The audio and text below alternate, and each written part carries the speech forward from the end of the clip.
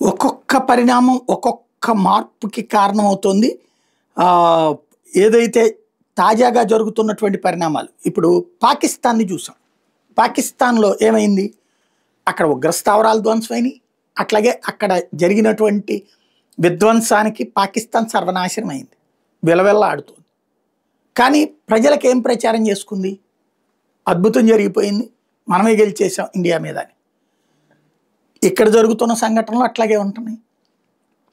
తునిలో జరిగినటువంటి వ్యవహారం మీద విచారణకు ఆదేశిస్తూ హోంశాఖ ఆదేశాలు ఇచ్చింది.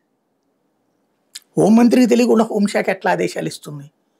ముఖ్యమంత్రికి తెలియకుండా అంత కీలకమైనటువంటి అంశాల మీద ఎట్లా ఆదేశాలు ఇస్తుంది? అది కాపుల్లో తీవ్ర ఆగ్రహం వ్యక్తం అవడం, సొంత పార్టీ నాయకులు కూడా తీవ్ర ఆగ్రహం వ్యక్తం చేయడంతో ఆగిపోయింది. దాన్ని ఆపేస్తూ మళ్ళీ ఉత్తర్వులు ఇచ్చారు.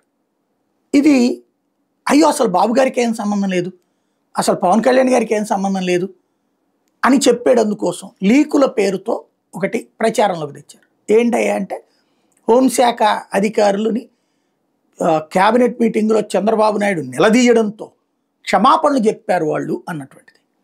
అయితే వైసీపీ వాళ్ళందరూ కూడా క్షమాపణ చెప్పేస్తారు, ఏదో ఒకటి తాము చేసినటువంటిది అనేసి వదిలేస్తారా?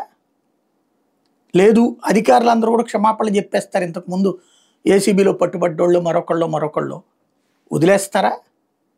మర్డర్లు చేసిన వాళ్ళు, మానభంగాలు చేసిన వాళ్ళు క్షమాపణలు చెప్తారు, వదిలేస్తారా? అంటే ఇక్కడ మేము కొట్టినట్టు నువ్వు తిట్టినట్టు నువ్వు పడ్డట్టు అన్నటువంటి తరహా సామెత జాగ్రత్తగా అమలు చేస్తారు. మన మీడియా మన చేతిలో ఉంటే ప్రజల్ని వాస్తవాల వైపు ఆలోచించనీయకుండా మనం ఎలా చెప్తే అట్లా ఆలోచించేలా చేయడం అన్నటువంటిది పాకిస్తాన్ దగ్గర చూస్తున్నాం, ఇక్కడ చూస్తున్నాం.